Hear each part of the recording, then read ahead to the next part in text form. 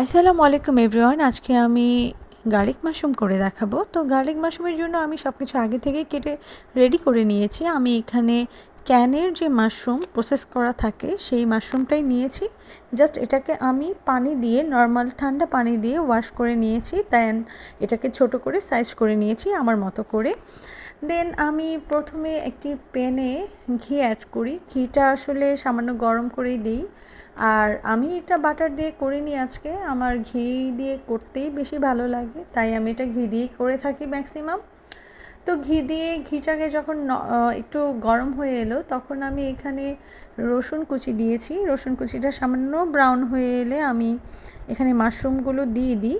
মাশরুমগুলো দিয়ে 2-3 মিনিট নাড়াচাড়া দিয়ে তারপর আমার কেটে রাখা ক্যাপসিকাম, গাজর, পেঁয়াজ টুকরো দিয়ে দিই।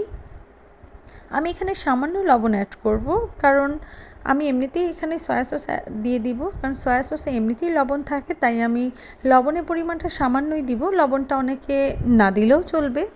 তো তারপর আমি সয়া সস অ্যাড করে দিই। অ্যাড করে 5-7 মিনিট এটাকে ভালো করে ভাজতে থাকি। এর মধ্যেই আমি কালো গোলমরিচের গুঁড়ো এবং চিলি ফ্লেক্সটা দিয়ে দিই। চিলি ফ্লেক্সটা আসলে যে যেরকম স্পাইসি খেতে পছন্দ করেন ওরকমই দিবেন।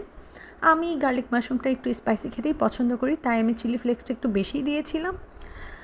তো এই হচ্ছে আমার গার্লিক মাশরুম বাসায় বানানো হয়ে গেছে। মাশরুম আমরা কম বেশি অনেকেই লাইক করি, রেস্টুরেন্টে গেলে অনেকেই আমরা গার্লিক মাশরুমটা অর্ডার করে থাকি। তো আমি বাড়িতে রেস্টুরেন্টের স্টাইলেই গার্লিক মাশরুমটা করে দেখালাম আপনাদের।